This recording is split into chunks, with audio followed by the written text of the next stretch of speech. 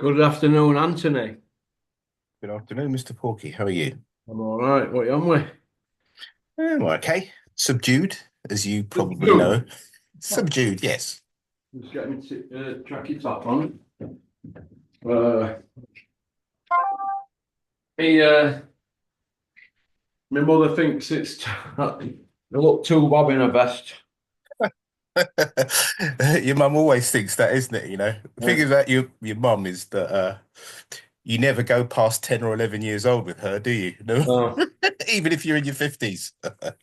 I trained Yeah, hard this morning, mate. Really trained hard this morning. Do you know bike ride? Do you know what I'm gonna do from now on? go on. I forgot my gloves. You know, you're on a bike ride. Oh, I But do. with no gloves, after half an hour, you're really Your struggling. fingers feel it. You know that I'm a proper mountain biker. I used to be competitive Yeah. back in the day. And I tell you what I want to do. This is an open invitation. So everybody on Porky's Corner, get Porky to do it. You don't get a criminal check to come down to Mexico.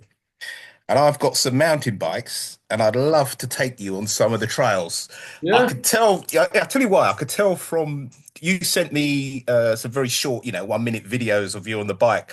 So I could tell where you are just from the type of bike and what you're doing, right? So what we do, Am I a right, is novice?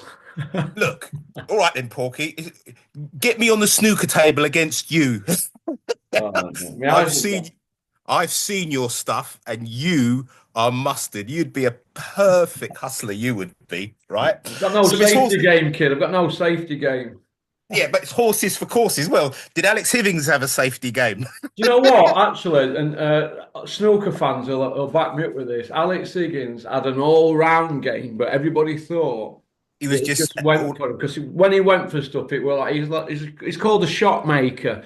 He go for right. freaky shots to get himself out of trouble, and the crowd would go, "Yeah, no, oh, that was close," and he'd be there to play to the crowd, wasn't he? He wasn't Yeah, like your Steve Davis, make a 50, then put a snooker on.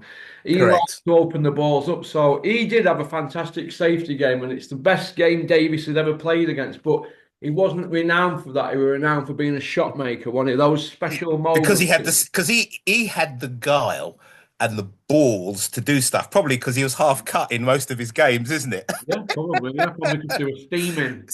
So he was just a showman, and the reason we came on here is this: what you don't do when you do mountain biking is you don't be an asshole because it's dangerous, and if you take somebody on a trial that they can't do, if you come off of a bike. You're going to hurt yourself and you Yeah, break things. We're in our 50s, Porky, right? We're not trying to reinvent the world here. But yeah. what I will say to you is that you would absolutely love it because one, it's a challenging ride, but not too challenging.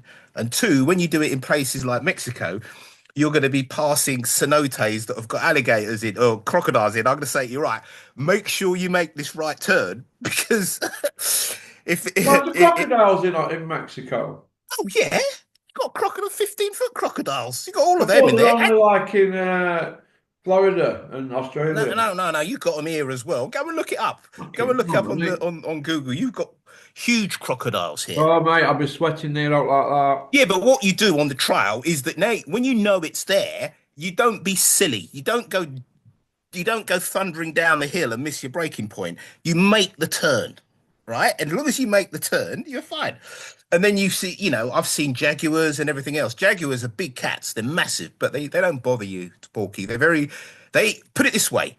They've seen you long before you know that they're there. They're that good. And then you've got spider monkeys, all kinds of things. But it's just such an experience.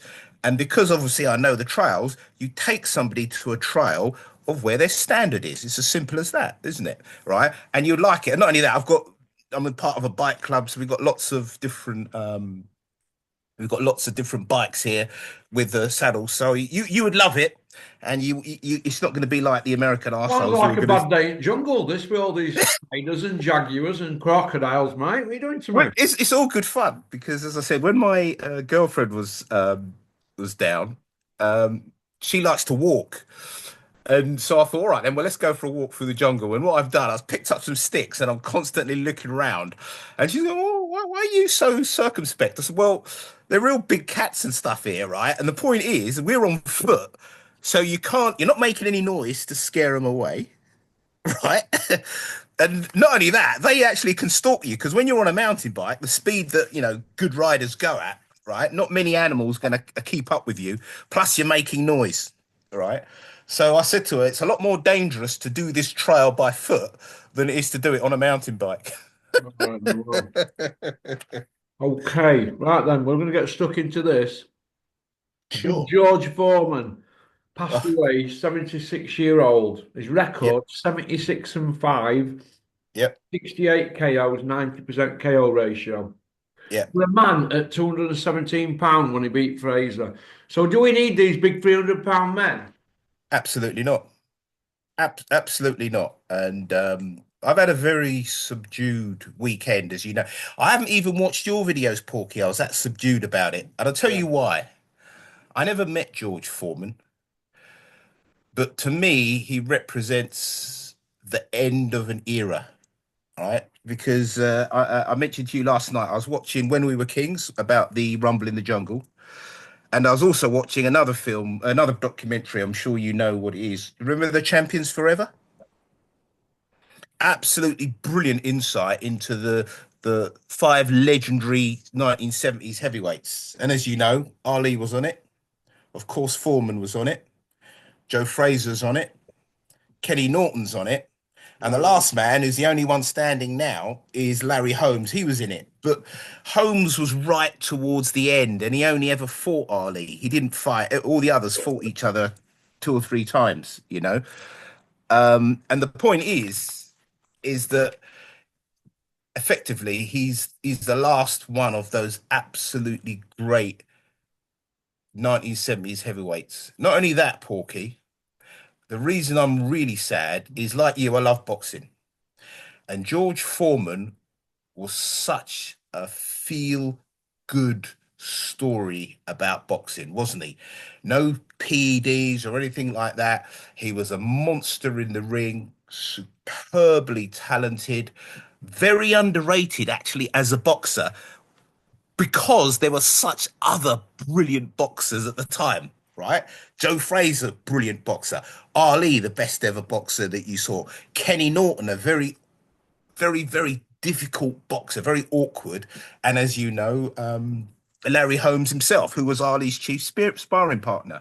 So if you measure someone's boxing ability against those guys, it's not a surprise that people sort of seem to underrate what you actually can do.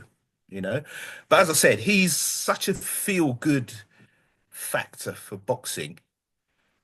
When, as you well know, the characters that are involved in our sport drag it through the mud, and it's just very sad passing. Very, very. Everybody uses a cliche. It's the end of an era, but with Foreman passing, to me, it was. Yeah. you know, and that's why I was a bit sad. But coming to your question about do we need big, giant heavyweight? Absolutely not, because the bigger you are, the less mobile you are. Does your power increase? No, because once you're over 15 stone or whatever, it's diminishing returns, isn't it, Porky? Yeah, of course Right? it is. Yeah. It's diminishing returns. And when you look at the era that those guys fought in, God, we're sounding like old men saying, back in our day, but it really was that. When you look and see the type of people that they were fighting and beating, it's a who's who of anybody's top 15 heavyweights. And, as I said, as wiser men than our younger version of ourselves, it causes reflection. And I was very, very saddened to wake up on Friday and find out that Big George has passed. He's such a good person, and he wasn't. And there were two different George Foremans, weren't there, Porky? Which I'm sure we're going to Yeah, talk yeah. about Two. later. He had two careers, didn't Two careers, but when you look at the shenanigans and the nonsense that we put up with now, right? Let's call out some names: Tyson Fury and I've had depression. George Foreman actually did have depression, And you could see it was a real depression because if you remember, as soon as he had lost to Ali, he then did the Ron Lyle fight, correct? Yeah. Which I know is one of your favorites. All right. And then he took on five men in an exhibition bout because his ego was so damaged from that fight. And then when he lost against Jimmy Young, he then gave up. He then retired in 77, isn't it? And he retired in 77 10 basically because years. because he couldn't handle it. And what he did, and you can always tell when somebody's searching within themselves, they either, they go into religion, they do this and that and the other, which Foreman did. He didn't go out and do drugs. Yeah. He didn't go and jump in a Ferrari and pretend that he almost crashed it or anything like that. And then what he did when he needed money, he came back.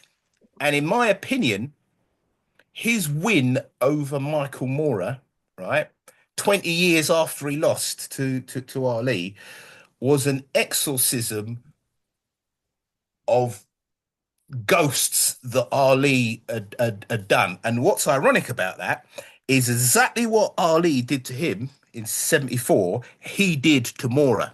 He used his pride against him because let's have it right. Not Ali, Foreman should have beaten Ali in 74. He fought the wrong fight. And the reason he fought the wrong fight is he was goaded into it by the brain, you know? And again, that era is just, would they ever repeat it? I don't know. What's your view? Would they ever repeat would you ever get men like that were all Well, so when good at the Joe same time? Fraser won world title, they were 205 pound, and he was 205 pound when he fought Ali the first time in 71. Correct.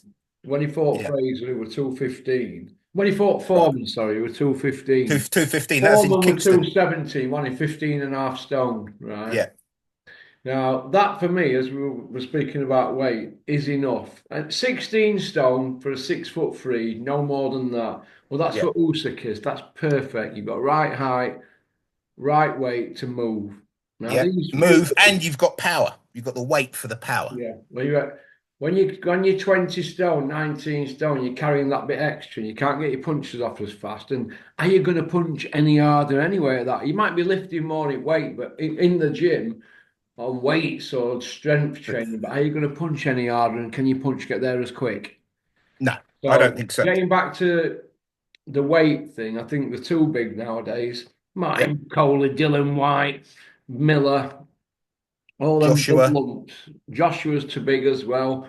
Yeah. He's been found wanting, but going through his record, 76 and 5, he only lost to Ali, Holyfield, Tommy Morrison, Shannon Briggs, and Did he Jimmy lose to Young. Shannon Briggs? That's a question, isn't it?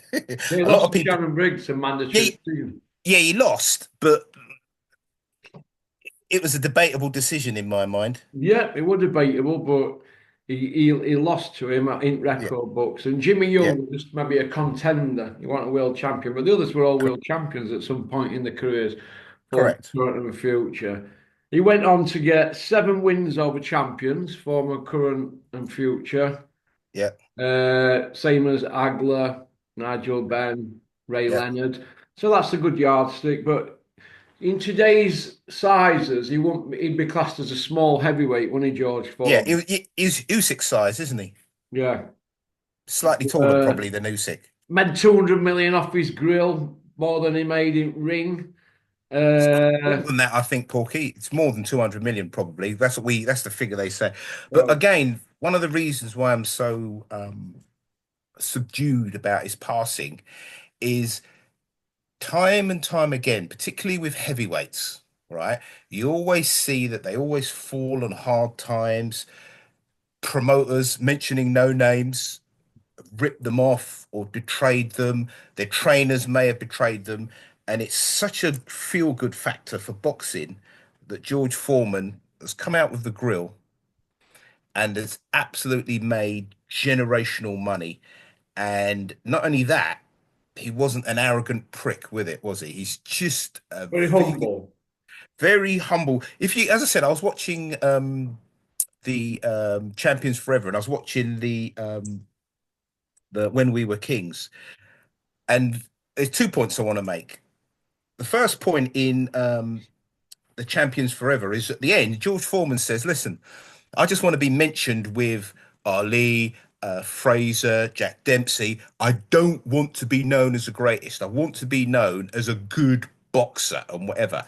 Well, Big George, you certainly did that and then some. And that is just huge amount of character because the way I measure a man isn't by the size of his wallet, right? It's by how much positivity he radiates to the people around him. And George Foreman did that in a massive, massive way, right? Just one other point I wanted to make, going back to your point on sizes, is watching When We Were Kings. You see Ali sparring with I sent it to the commission boys. He was sparring with Larry Holmes and whatever. And you can see how lean and just naturally good he was.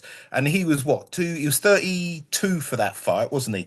So he was, I don't know what, actually, we can look that up. It normally says it on Wikipedia. He won it back at 32, didn't he? Yeah, he won it back 32. I wanted to know what his weight was for that fight. Hold on, I'm just going to look at Ali. his, yeah, for the 74. There we go. Ken Norton, he lost. Joe Fraser, 73, 74. Doesn't say how much he weighed, but he was about 225, wasn't he? Yeah, I'll get that up here. Back 220, 225, for 1974, when he beat George Foreman. But the point I'm making is that you could tell Porky that his body was, it's not this cut bodybuilder type physique that you see on Joshua and Dubois and all those guys. It's just a big, lean, fit Foreman man. were 40 and 0. You know, yeah, Foreman was this Ali unbelievable. weighed half a pound under 15 and a half. Foreman weighed 15 stone 10.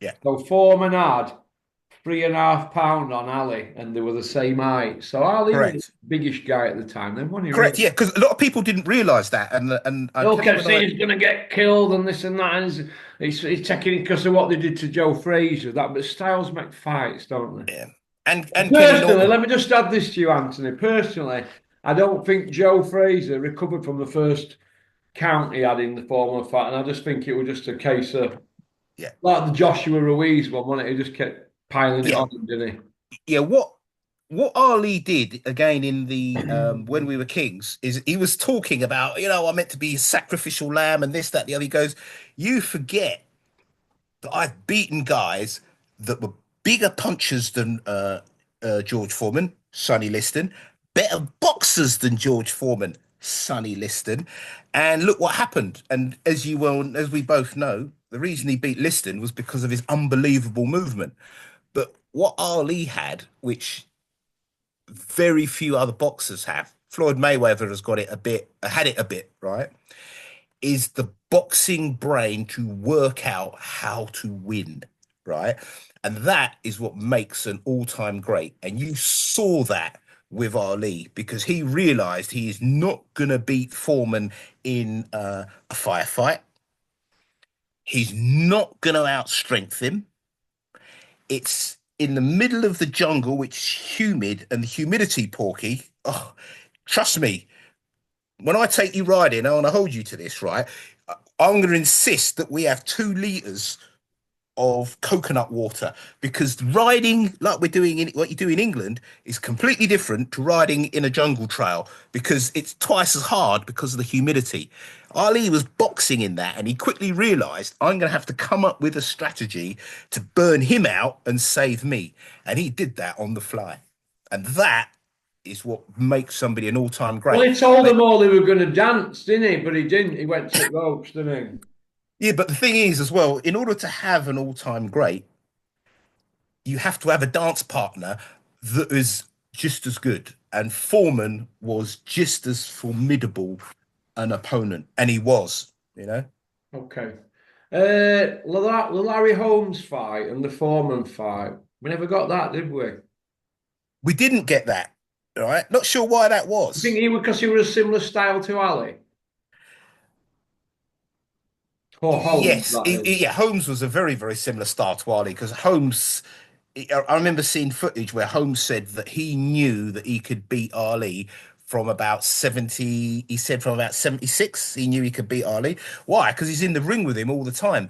And when you look Yeah. at the sparring footage of those guys, they're you look at it and you think, hang on, are they having a fight or is it a spar? They're very, very good, sharpening each other's tools. Yeah, they My were. view is because Holmes came after Ali, Foreman, he mentally never recovered after the 74 fight, did he? The Rumble in the Jungle. So that's probably why we didn't see it.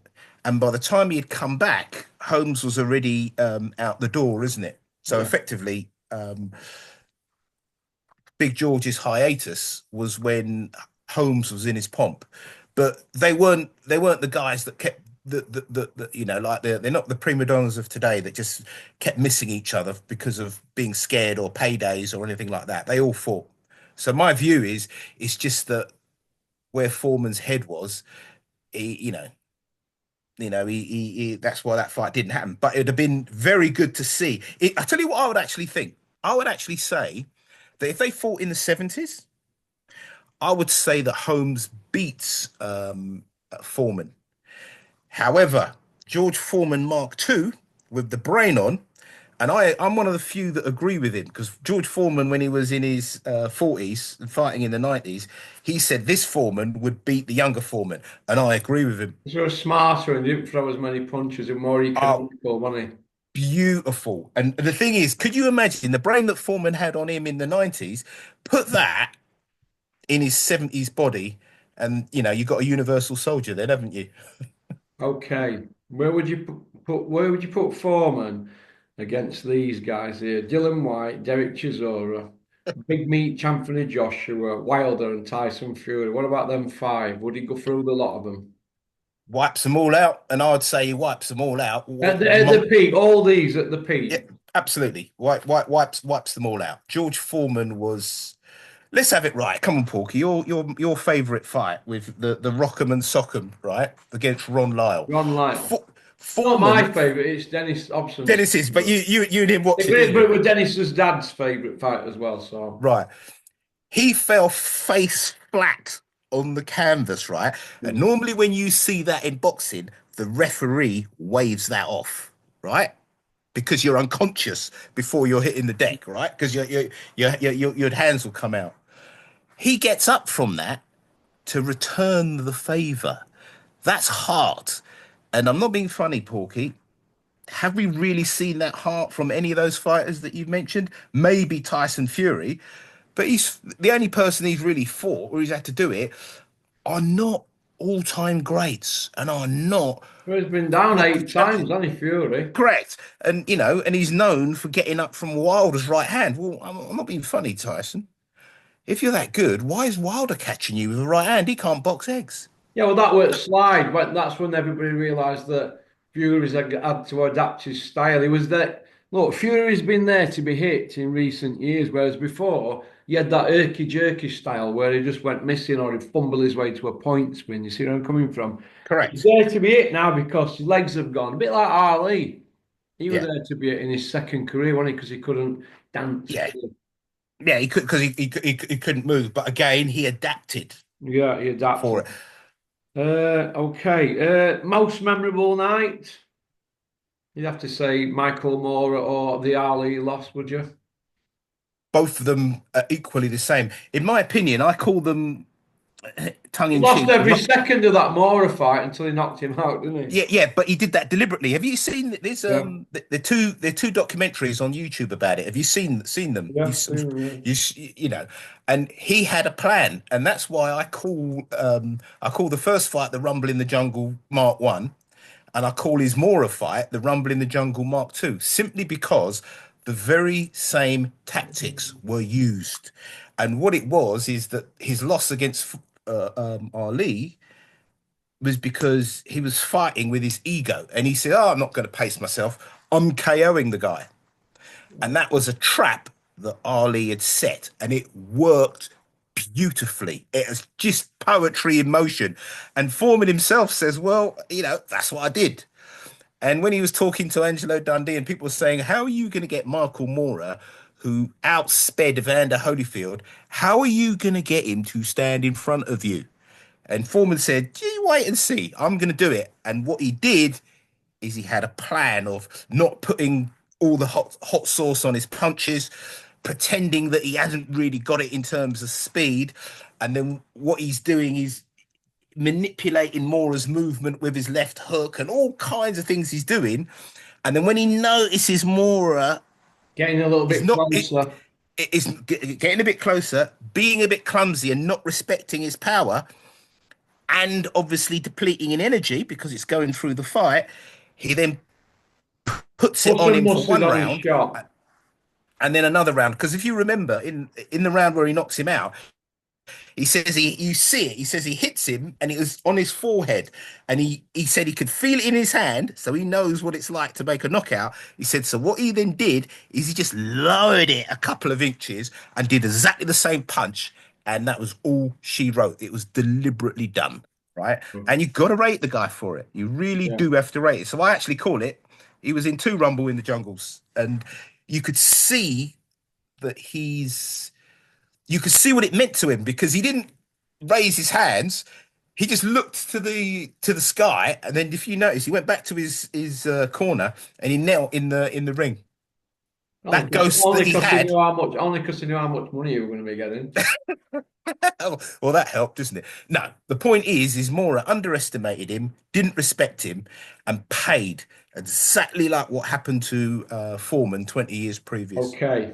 Should he have rematched Ali? Yes or no? He could have done, but I don't think Ali wanted that. Okay. Where's he on all-time list, He's George? in my Top 10. all-time list, top 10. He's in my top five. George Foreman is. Yeah. Yeah, Well, like, what will you remember him as? What will you remember? Personally, I'll just remember him as a roadman, me.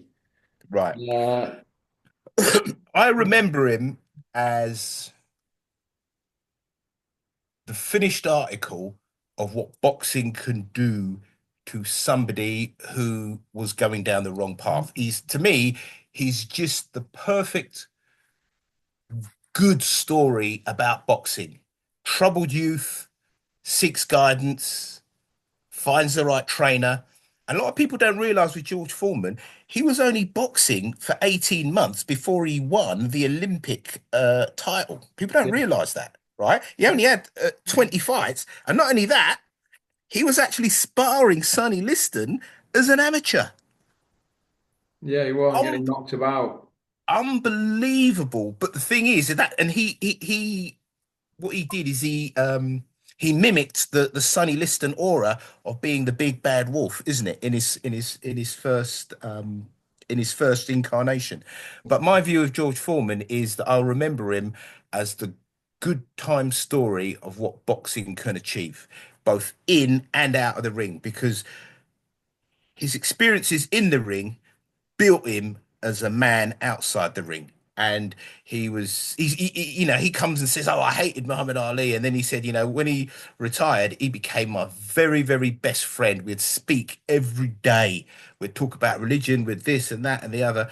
And, very, very humble man for what he achieved. Really, really spectacular boxing Oh, icon. okay, well, our prayers are with his family. So, Big George, if you're up there, we'll see you one day. I'll get you an interview on Porky's Corner. And I'm sure, and he'd love to do it, Porky, because at the Let's end of the do day, mate, boxing is about people like that. it. Mm. And again, underrated, a very scary man, but then became everybody's lovable uncle, isn't it? Yeah. And a better boxer at the same time. Yeah, I see Joe Egan putting a picture up for him next to George Foreman. Can you imagine the fantasy story he's going to come out with now about me and George in Houston eating meatloaf prepared by George's wife? Great times, George. Great times.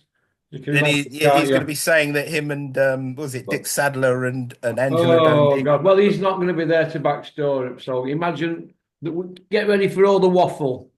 All right. Yeah, yeah. And as I said, the reason that I felt sad is I didn't know him and I never met George Foreman. But what he represented in boxing in terms of intimidation, in terms of power, in terms of fights won against all-time Menace, greats. absolute menace. Oh, mate. And then what he represented when he came back and how he rebuilt himself, you just got to take take your hat off to the guy and give him a round of applause. What a man, you know. Yeah. Really, really, really great man. And as I said, the end of an era. Okay then. Well, listen, do you want to go on to part two? Absolutely, Mr. Porky. Thank you I'll very see you in much part for one. Give allowing me me to two talk minutes, about yeah? George, yeah, about George Foreman. And I'll see you in the second one. All right. Right, cheers, mate. Cheers, mate. Bye bye. Thanks for liking and subscribing and leaving a comment. That were Anthony just talking with me about Big George, big scary guy. Uh, Ali slayed him though, didn't he? So, okie dokie. Let me know what you think to the episode in the comment section or email me, porkycorner@mail.com. It's in the bottom left-hand side or the right-hand side. Okie dokie. Tonight we've got this three-parter here. Then I've got Liam in a three-parter, Jerry and James. So, okie doke. So we've got 12 videos going out today. That should keep you all happy. Well, peace out.